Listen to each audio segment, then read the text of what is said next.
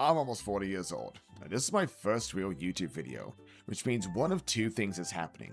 Either I am finally doing something that I should have started years ago, or you are witnessing a very elaborate midlife crisis involving video games and some editing software. And honestly, it may be a little of both, because for years I told myself that I would start creating videos when I had more time, when I had better equipment, when I knew exactly what kind of creator I wanted to be.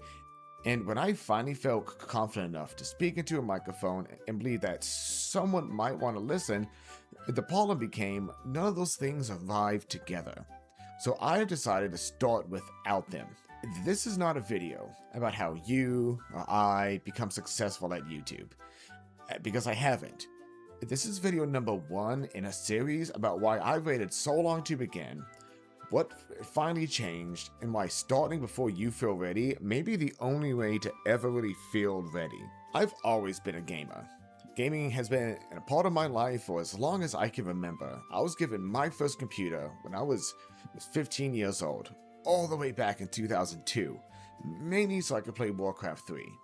That probably was not the only intended purpose of the computer, but it was certainly the purpose I respected most. At 17, I built my first computer. The feeling, it stayed with me. The satisfaction of taking separate pieces and learning about them and building something that didn't exist before. Eventually, you go through high school, you go through college, you spend years doing so many odd jobs that do not seem closely connected when you list them all together. But gaming was always there. The different jobs, the different schedules, the different stages of life. The games changed, but gaming remained one of the threads running through all of it.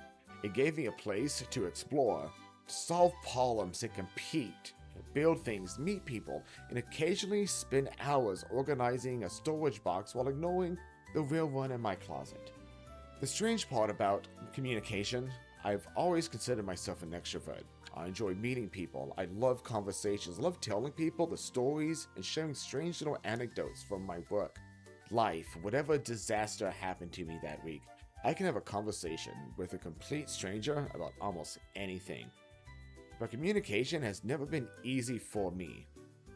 I've dealt with anxiety, self-esteem issues for most of my life due to a speech impediment, and that has made public speaking very difficult. Sometimes I know exactly what I want to say, but saying it clearly feels like trying to carry a full glass of water through an obstacle course. Thought is there, the personality is there, but somewhere between my brain and my mouth, traffic backs up. That creates a strange contradiction. I like people. I want to connect. I enjoy being heard, but I also have spent years worrying about how I sound when people hear me. Recording makes that feel louder. When you are speaking to someone in person, that moment passes. When you record yourself, you replay every hesitation, every awkward sentence, and every word that did not come out correctly. You can inspect your own insecurity in high definition, and I became very good at doing exactly that. For years, I kept waiting for a better version of myself to arrive. A more confident version, a more polished version, someone who could sit down, press record, and speak without second guessing every sentence. I thought confidence was something I needed before I ever started, but confidence does not usually work that way. It is built through repetition. You do something badly, you do it slightly less badly the next time. Then one day, you look back and realize that that thing that once terrified you has become something you know how to do incredibly. And for some reason, I didn't apply the same thinking to my creativity. I treated my first video as if it needed to prove that I deserved to make a second one. And that is an impossible amount of weight to put on a beginner. I am currently studying web development and social media marketing. That has forced me to think very differently about how things are built. You can spend weeks at studying, but the browser cannot display your attention. At some point, you have to write that first line. It may be ugly, and the spacing may be wrong. Something will probably refuse to align for reasons known only to the ancient spirits of CSS. But now, you have something that can be tested and improved. Social media works the same way, but knowledge cannot improve a video that was never made. Eventually, planning becomes another form of hiding. It's just a very organized form of hiding. And here is the realization that finally helped me.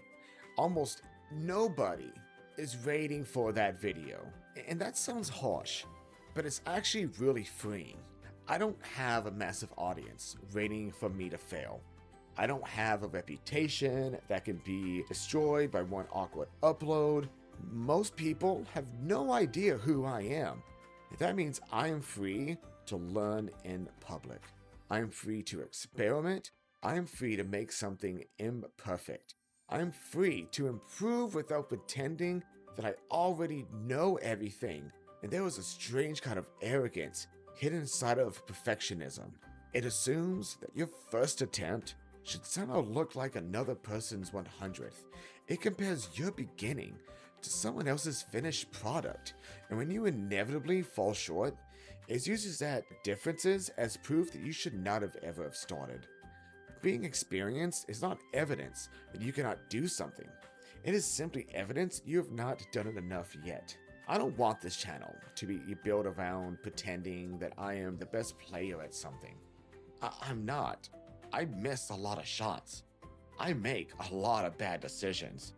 I misunderstand maps with an astonishing confidence. But I can promise you honesty in my stories.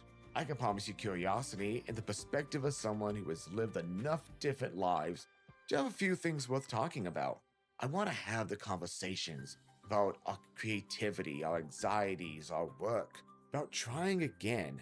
And sometimes the videos may be funny, sometimes they may be thoughtful, but life has rarely had the decency to stay inside one genre. I don't know whether or not this channel is going to succeed. I don't know how long it'll take me to become comfortable with my voice. I don't know whether this video will reach 10 people, 100 people, or drift into the enormous digital basement where unfinished ambitions go to collect dust. If I know what happens if I keep rating, nothing. So I am not promising an overnight success. I'm not promising that these videos are going to do good. Right now, I'm promising something smaller and more useful for this channel. I'm promising the next one. I'm promising that I'll learn from this one. And I will allow myself to become better through the process instead of demanding that I be good before the process begins. So yeah, maybe starting close to 40 is late. Maybe I'll be further ahead if I had begun 10 years ago. But 10 years ago is no longer available. But today is. And perhaps being older is not only a disadvantage. I have more stories, more failures, more experiences, more patience, and a clearer understanding of what actually matters to me. And I am still figuring out what I am doing, but I'm starting YouTube anyway. What is something that you have been telling yourself you're too old, or too busy, or too late to begin? Tell me in the comments. Thanks for watching.